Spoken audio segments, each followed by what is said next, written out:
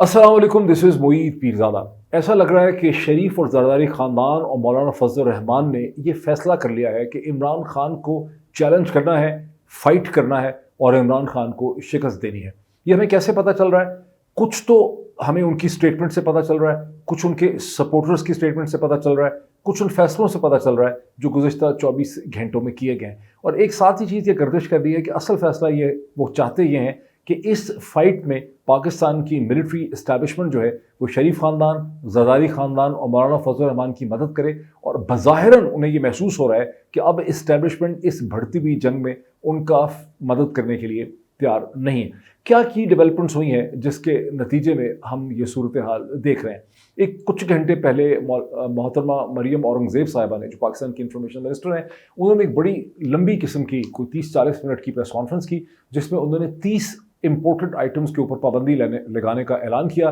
जिसमें कारें हैं, इम्पोर्टेड ऑटोमोबाइल्स हैं, किचन वेयर है, सैनिटरी वेयर है, इम्पोर्टेड फूड की चीज़ें हैं, औरतों के सैंडल्स हैं, शैम्पूज़ हैं, साबुन हैं और बहुत सी चीज़ें हैं। और उसमें उन्होंने ये क्लेम किया कि इसके नतीजे में, और उन्होंने कहा कि ये वो टफ इकोनॉमिक डिसीजन मेकिंग है जो हुकूमत ने, शहबाज शरीफ साहब की हुकूमत ने अपने पॉलिटिकल एलाइज के साथ तवील मशवरे के बाद फैसला किया कि मईशत को इम्प्रूव करने के लिए, इम्पोर्ट के बिल को रिड्यूस करने के लिए, करंट अकाउंट डेफिसिट को कंट्रोल करने के लिए ये तमाम डिसीजन मेकिंग जो है वो की गई है। और मोहतरमा मरियम औरंगज़ेब साहिबा ने यह दावा किया कि $6 बिलियन का सालाना इन इम्पोर्ट बैन से फ़र्क पड़ेगा। अब इसके थोड़ी देर के बाद हमाद अज़हर साहब ने इसकी एक्सप्लेनेशन दी अपने ट्वीट्स के ज़रिए, और वो उन्होंने कहा कि टोटल कि जितने भी नॉन ऑयल रिलेटेड और non petroleum related products Pakistan में इंपोर्ट होते हैं, उनका टोटल जो इम्पैक्ट और इफेक्ट है पाकिस्तान के करंट अकाउंट डेफिसिट पे, वो $1 बिलियन से कम है। और ये जिन तमाम इंपोर्टेड चीज़ों पे, शैम्पूज़ पे, सैनिटरी वेयर पे, सिरेमिक पे, किचन वेयर पे,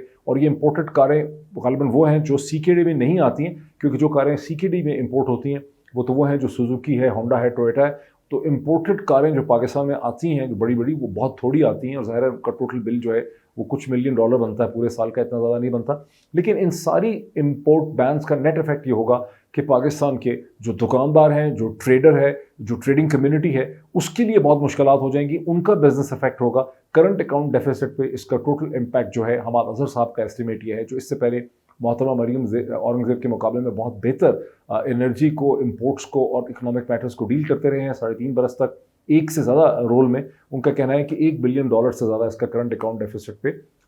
इम्पैक्ट नहीं है, इससे बहुत ज़्यादा फ़ायदा नहीं होगा। और बाकी जो मैंने बैंकर्स के साथ और मुख्तलिफ इकोनॉमिस्ट के साथ बात की, उनका भी ख्याल है कि हुकूमत ने ये जो मेयर्स का ऐलान किया है मोहतरमा मरियम औरंगज़ेब साहिबा ने, ये महज ऑप्टिक्स हैं, कॉस्मेटिक्स हैं। इसका मकसद यह दिखाना है दुनिया को और ख़ास करके IMF को कि हमने बड़ी सख्त किस्म की डिसीजन मेकिंग का फैसला कर लिया है, इकोनॉमिक डिसीजन मेकिंग का, बेल्ट टाइटनिंग का फैसला किया है, ताकि IMF की रिक्वायरमेंट्स को पूरा करने के लिए हम कमर बस्ता हैं। और हमने, और ये वो इकोनॉमिक डिसीजन मेकिंग है। अच्छा, अब इसमें मसला ये है कि इसमें जो असल इकोनॉमिक डिसीजन मेकिंग जो IMF चाहती थी, जो IMF डिमांड कर रही है इस वक्त दोहा में, वो ये है कि पेट्रोलियम और इलेक्ट्रिसिटी के ऊपर, यानी पेट्रोल प्रोडक्ट्स पे, जिसपे पेट्रोल है,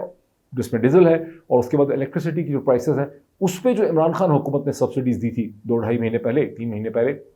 उन सब्सिडीज़ को विड्रॉ किया जाए। लेकिन अभी तक शहबाज शरीफ हुकूमत ने उन सब्सिडीज़ को हाथ नहीं लगाया, क्योंकि वो प्रॉमिस ज़रूर किया। एक वर्चुअल मीटिंग हुई है, इनफैक्ट जो मरियम औरंगज़ेब साहिबा की ये जो प्रेस टॉक है, ये उस कमिटमेंट के नतीजे में हुई है जो finance minister doctor Miftah Ismail साहब ने एक वर्चुअल मीटिंग की IMF की टीम के लीडर के साथ, जो दोहा में थे, और मिफ्ता इस्माइल साहब अभी तक पाकिस्तान में है। वो वर्चुअल मीटिंग जो की गई है जूम के ज़रिए या स्ट्रीम यार्ड के ज़रिए, उसमें ये कमिटमेंट दी है कि हम इलेक्ट्रिसिटी और पेट्रोलियम के प्रोडक्ट्स के ऊपर जो सब्सिडीज हैं उसको स्टेप वाइज विड्रॉ करेंगे, बड़ी टफ इकोनॉमिक डिसीजन मेकिंग करेंगे। और डॉक्टर मिफ्ता इस्माइल साहब ने IMF की टीम, जिसको बहुत ये शक है कि ये हुकूमत चंद हफ्तों से ज़्यादा ठहर नहीं सकती, उन्हें ये कहा है कि नहीं, हम डिटर्मिन्ड हैं कि हम कम से कम 1 साल तक रहेंगे, और ये असम्बली जो है ये डिसॉल्व नहीं की जाएंगी, ये हुकूमत स्टे करेगी, और इलेक्शन जो है वो अगले साल 2023 में होंगे, मई या उसके बाद होंगे। तो ये तो एक कमिटमेंट दी गई है। उस कमिटमेंट के बाद मोहतरमा मरियम औरंगज़ेब साहिबा ने अपनी टफ इकोनॉमिक पॉलिसी को, so called tough economic policy को अनलीश किया है, जिसके बारे में इकोनॉमिस्ट का ख्याल है कि सिर्फ ये एक ऑप्टिकल मेजर है और ये दिखाने की चीज़ है, इससे कोई बहुत ज़्यादा फ़र्क जो है नहीं पड़ेगा। दूसरी तरफ सूरत हाल ये है कि डॉलर जो है, रुपी डॉलर पैरिटी में डॉलर जो है उसने फ्लोर क्रॉस कर लिया है, सीलिंग तोड़ दी है 200 की, और आज वो इंटर बैंक में भी 200 के ऊपर था, और जो प्राइवेट मार्केट है जो डॉलर ट्रेडिंग मार्केट है ट्रेडर्स में, वहाँ पे वो 204 रुपये तक उसने टच किया है। गो कि जाहिर है कि हुकूमत समझती है कि अगर वो ये मैय्यज़ ले सकेगी और उसको IMF के पैसे मिल जाएंगे, इशारा मिल जाएगा, और अगर वो जो पेट्रोलियम की प्राइसेस बढ़ाएगी, बिजली की प्राइसेस बढ़ाएगी, सब्सिडीज़ कम करेगी, तो डॉलर ये 204 से फॉल बैक करके 190 की पेटी जो है उसके अंदर फॉल कर जाएगा। तो ये तो एक इकोनॉमिक डेवलपमेंट है जहाँ से आपको पता चलता है। अब जब मैंने अपने कल वीलॉग का इख्तिताम किया था तो मैंने आपके सामने ये कहा था कि पाकिस्तान की सियासत जो है इस वक्त एक व्हील्स विद इन व्हील्स की गेम हो रही है, जो एक पुरानी बिब्लिकल स्टेटमेंट है 3500 साल की, जिसका मतलब है कि इतनी चरखियाँ घूम रही हैं कि आपको ये पता नहीं चल सकता कि मुख्तलिफ लोग, मुख्तलिफ प्लेयर्स, मुख्तलिफ इंस्टीट्यूशंस, मुख्तलिफ कहने वाले और पोलिटिकल एक्टर्स जो हैं वो सब कुछ इतनी डिफरेंट पोजीशंस ले रहे हैं कि असल हकीकत जो है वो आपको पता नहीं चल सकती। लेकिन कुछ हकीकत हमें समझ आ रही है। हमें ये पता चल रहा है कि PMLN से लिंक्ड बहुत से जो की जर्नलिस्ट हैं और जो ओपिनियन मेकर्स हैं, जो हमदर्दी रखते हैं शरीफ जरदारी रजीम से और जो इमरान खान और तहरीक इंसाफ के बहुत ज़्यादा ख़िलाफ़ हैं, उनके जो ट्वीट्स हैं उनमें बरमला अब पाकिस्तान की मिलिट्री इस्टेब्लिशमेंट पे और अदालतों पे हमले किए जा रहे हैं। ये ट्वीट्स में ये कहा जा रहा है कि पाकिस्तान की मिलिट्री इस्टेब्लिशमेंट ने शरीफ और जरदारी हुकूमत जो है उसे बिट्रे कर दिया है, उसे धोखा दिया है, उसे लाके फंसा दिया है, और दोबारा ये तासुर पेश किया जा रहा है कि मिलिट्री इस्टेब्लिशमेंट जो है वो शायद इमरान खान के साथ सिंपैथेटिक हो गई है, इमरान खान के साथ मिल गई है, और शरीफ जरदारी हुकूमत को जो इस वक्त सपोर्ट होनी चाहिए, उनको जो बेल आउट करना चाहिए, वो उनको बेल आउट जो है वो नहीं मिल रहा। ये बहुत इंटरेस्टिंग सूरत हाल है, बिकॉज अगर इन ट्वीट्स को आप देखें, इनके टोन टेनर को देखें, मैं स्क्रीन पे आपको 2-4 दिखा देता हूँ, आप इनको पढ़ सकते हैं। मैं चाहूँगा कि इतनी वाज़ेह तौर पे आपको नज़र आए कि आप इनको पढ़ सकें। तो बज़ाहिरन इन ट्वीट्स का मतलब ये है कि मिलिट्री इस्टेब्लिशमेंट को, शरीफ जरदारी रजीम को बेल आउट करना चाहिए, इस मौके पे उनकी मदद करनी चाहिए इमरान खान का मुकाबला करने के लिए। और इसका बैकग्राउंड ये है कि ज़राए ये कहते हैं, वंस अगेन गैर मुसद्दक़ा ये चीज़ है, अनकन्फर्म्ड है, लेकिन चीज़ गर्दिश कर रही है कि 2-3 दिन पहले प्राइम मिनिस्टर शहबाज शरीफ और आसिफ अली जरदारी साहब की तरफ से रिक्वेस्ट की गई पाकिस्तान की मिलिट्री इस्टेब्लिशमेंट को कि इमरान खान की जो कॉल है लॉन्ग मार्च के हवाले से, उसमें पाकिस्तान की मिलिट्री इस्टेब्लिशमेंट जो है मदद करे इससे निपटने के लिए। और वहाँ से जवाब ये मिला कि ये अब इस स्टेज पे मुमकिन नहीं है, इसका मुकाबला आपको खुद ही करना पड़ेगा। अभी अल्लाह बेहतर जानता है, चूँकि मैंने आपको पहले ही कह दिया है कि व्हील्स विद इन व्हील्स जो हैं वो चल रही है इस्लामाबाद की पॉलिटिक्स में। तो आप हतमी तौर पर नहीं कह सकते कि क्या रिक्वेस्ट की गई है, क्या जवाब दिया गया है। जो जवाब हम तक पहुँचा है वो हकीकत है, वो सच्ची बात है, ये वो भी एक मफरूज़ा है, और मदद उनको मिल भी रही है, ये नहीं मिल रही। बहरहाल हुकूमत जो है इस वक्त शरीफ जरदारी रजीम और उसके साथ मौलाना ये कमर बस्ता है। जो फ़ैसला किया गया है वो फ़ैसला ये किया गया है कि हमने इमरान खान का मुकाबला करना है, चैलेंज करना है, फ़ाइट करना है, और इमरान खान की पूरी जो सियासत है उसे डिफ़ीट करना है। वो कैसे करना है वो लाहे अमल तो खैर हमें पता चलेगा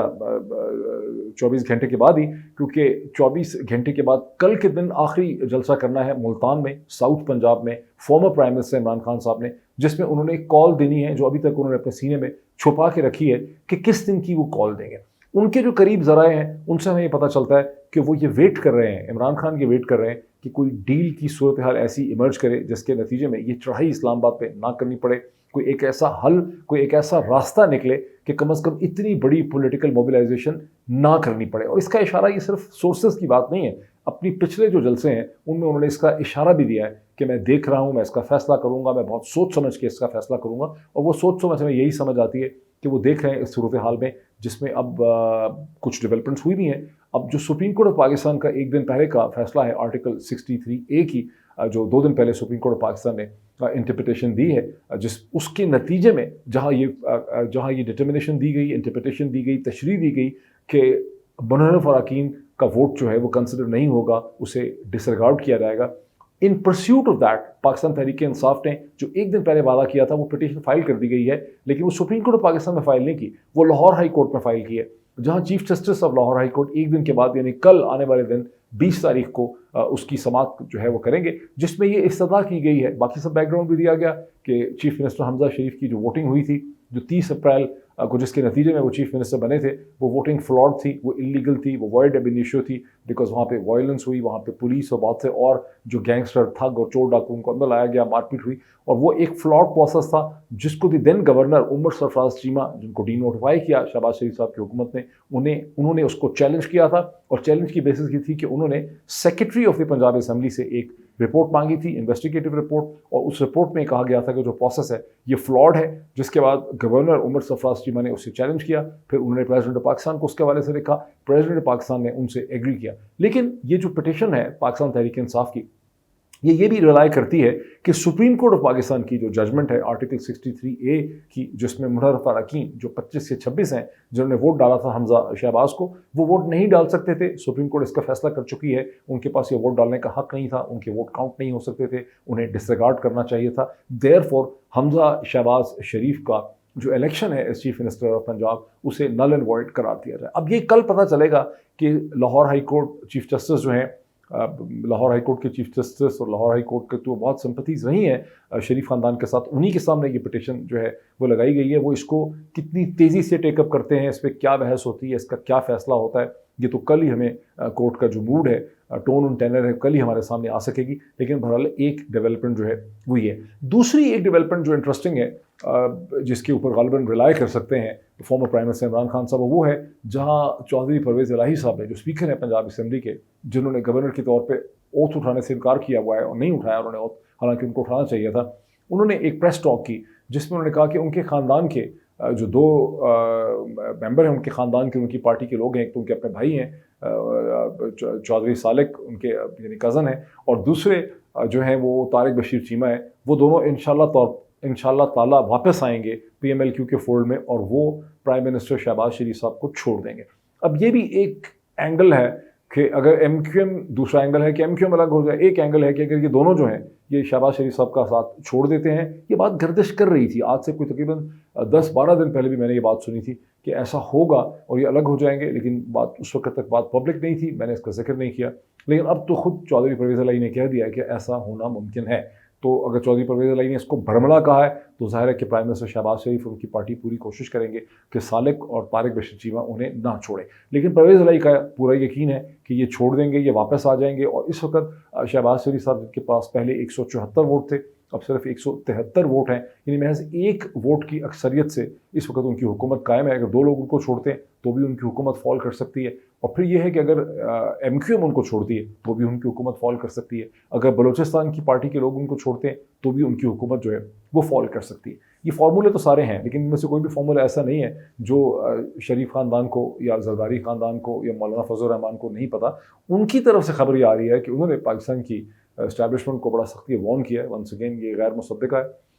ये भी गर्दिश कर रही है चीज़, लेकिन वार्न ये किया गया है कि अगर हमारी हुकूमत को इस तरह से गिराया, अगर हमें कोई छोड़ के चला गया बीच मंजदहार में, तो हम फिर वही करेंगे जो कि इमरान खान साहब ने किया, हम भी आपको चैलेंज कर देंगे। और हम भी खैबर पख्तूनख्वा को, मौलाना की तरफ से ये कहा गया है कि खैबर पख्तूनख्वा की सड़कें बंद कर दी जाएंगी। जरदारी साहब की तरफ से थ्रेट दी गई है कि हम सिंध को बंद कर देंगे। PMLN की तरफ से थ्रेट दी गई है पंजाब को बंद कर देंगे, और हम अपने एलाइज को इस्तेमाल करके बलूचिस्तान को भी हम बंद कर देंगे। क्योंकि ये तो अब सुनी सुनाई किस्म की बात है, ज़रा लिखी भी मैंने नहीं लिखी, लेकिन जो ट्वीट्स आपने देखे हैं उन जर्नलिस्ट के जिनका बहुत हमदर्दी है, जिनका बहुत झुकाव है PMLN के साथ, तो वहाँ की जो टोन एंड टैनर में एक धमकी आमेज किस्म की चीज़ आपको नज़र आती है कि अगर इस्टेब्लिशमेंट के साथ डील करना है तो फिर आपको इस्टेब्लिशमेंट के साथ उसी तरह से डील करना है जैसा कि इमरान खान ने इस्टेब्लिशमेंट के साथ डील किया। यानी सिनारियो ये बिल्डअप किया जा रहा है कि ना हमारी ना तुम्हारी, यानी हम नहीं चाहते कि असम्बलियाँ टूटें, हम नहीं चाहते कि इलेक्शन जल्दी हों, हमें बचाया जाए, हमारी मदद की जाए।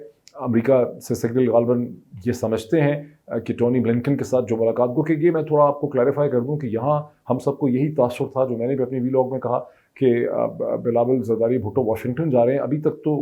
लग ये रहा है कि वाशिंगटन जा ही नहीं रहे, और उनकी जो भी मीटिंग्स टोनी ब्लिंकन के साथ हुई हैं ये वो रूटीन की मीटिंग्स हैं जिसके ऑप्टिक्स यहाँ दिखाए गए हैं। ये मीटिंग्स यूनाइटेड नेशन की साइडलाइन पे हुई हैं, वहाँ पे जनरल असम्बली की जहाँ पे, और बिलावल जरदारी भुट्टो का विज़िट जो अमेरिका का है वो बायलैटरल नहीं है, ये एक पाकिस्तान अमेरिका विज़िट नहीं है, बल्कि वो अक़वाम मुत्तहिदा की एक मीटिंग का बहाना करके वहाँ गए हैं, फूड सिक्योरिटी का, और वहाँ उन्होंने जाके एक पढ़ा हुआ स्क्रिप्ट पढ़ा है, और वहाँ साइड लाइन्स पे तुर्की के फॉरेन मिनिस्टर के साथ और अमेरिका के फॉरेन मिनिस्टर के साथ उनकी फ़ोटो अपॉर्चुनिटी हो गई है। गालिबन वो मुलाकात चंद मिनट की है, और टोनी ब्लिंकन ने वो मुलाकात सिर्फ बिलावल जरदारी से नहीं की, बल्कि वो उन्होंने 20 लोगों के साथ और भी की है, और उस किस्म की फ़ोटो अपॉर्चुनिटी है। लेकिन वहाँ से जो ऑप्टिक्स डिराइव किए गए हैं वो यही डिराइव किए गए हैं कि वहाँ से इशारा हो गया है अमेरिका की मदद अब आ गई है IMF के हवाले से, और IMF का प्रोग्राम जो है वो थ्रू हो जाएगा और उसमें उसकी जो कामयाबी का सारा है वो बिलावल जरदारी के ऊपर होगा। ये और बात है कि मैंने आपको पिछले वीलॉग में बताया था कि बिलावल जरदारी का कुछ लेना देना इसके साथ नहीं है, वो सिर्फ एक नुमाइश के तौर पे वहाँ पे गए हैं, फ़ोटो अपॉर्चुनिटी के लिए गए हैं, अपने CV और अपना कैरियर बनाने के लिए गए हैं। और असल जो मामला हैं वो ग़ालिबन 10-12 दिन पहले जब बहुत हाई लेवल जब पाकिस्तान की एक इंपॉर्टेंट पर्सनैलिटी की अमेरिका में इंपॉर्टेंट शख्सियात के साथ मुलाकात हुई, तो वहाँ पर उनसे IMF के हवाले से मदद मांगी गई और रिस्पॉन्स वहाँ पे पॉजिटिव था। तो IMF से अगर मदद मिलेगी तो वो एक डिफरेंट नेचर की है, उसका बिलावल जरदारी तो के साथ उसका किसी किस्म का कोई ताल्लुक नहीं। तो ये वो सारा बैकग्राउंड और सूरत हाल है जिसमें जो गोल लगता है शरीफ ख़ानदान का, जरदारी ख़ानदान का और मौलाना फजल रहमान का, वो ये है कि असम्बलियाँ अव्वल तो ना टूटें, हम बच जाएं किसी तरह से, और अगर ये इनएविटेबल है तो फिर एक लॉन्ग टर्म इंटरिम सेटअप होना चाहिए, एक टेक्नोक्रेटिक किस्म की गवर्नमेंट होनी चाहिए जिसके लिए बन सकें। वो हो तो नहीं सकती, आईन पाकिस्तान की भी उससे कॉन्स्टिट्यूशन और सुप्रीम कोर्ट ऑफ में भी इसकी गुंजाइश नहीं है। और सुप्रीम कोर्ट ऑफ पाकिस्तान ने, हमारी अंडरस्टैंडिंग ये है कि इफ्तिखार चौधरी साहब जब चीफ जस्टिस थे तो ऐसे डिसीजंस किए हुए हैं सुप्रीम कोर्ट ऑफ पाकिस्तान ने कि कोई भी इंटरिम सेटअप जो है उसकी मुद्दत को 90 दिन से ज़्यादा, 3 महीने से ज़्यादा नहीं बढ़ाया जा सकता। लेकिन अब कोशिश ये है, लग ये ऐसी रही है कि हम इस्टेब्लिशमेंट को भी मजबूर कर दें और फिर ऐसा माहौल बनाएं कॉन्फ्रंटेशन का कि इमरान खान को इलेक्शन ना हो सके, इमरान खान को हुकूमत ना मिल सके, 6 महीने, 9 महीने, 1 साल के लिए एक टेक्नोक्रेटिक गवर्नमेंट जो है वो बैठ जाए। और उसके लिए बहुत ज़रूरी होगा कि पहले कॉन्फ्रंटेशन का माहौल बने, ऐसा लगे कि सियासी जमातें गुत्थम गुत्था हो गई हैं, वायलेंस हो जाए, ब्लडशेड हो जाए किसी किस्म का। ये एक इस वक्त का प्लान जो है वो एक उसका एक कॉन्सेप्ट जो है वो हमारे सामने आ रहा है, ये वो चैलेंज हमारे सामने आ रहा है। ये वो बैकग्राउंड और कॉन्टेक्स्ट है जिसमें कल मुल्तान में, साउथ पंजाब में, former prime minister Imran Khan जो है अपनी कॉल और अपना लाहे अमल जो है वो नेक्स्ट देंगे। ये स्टेज उस कॉन्फ्रंटेशन के लिए सेट हो गया। अगर कोई और इसमें पहले डेवलपमेंट हुई तो फिर मैं दोबारा उसका एनालिसिस करूंगा। अब तक तो यही सूरत हाल हमें समझ आ रही है। Thank you so much.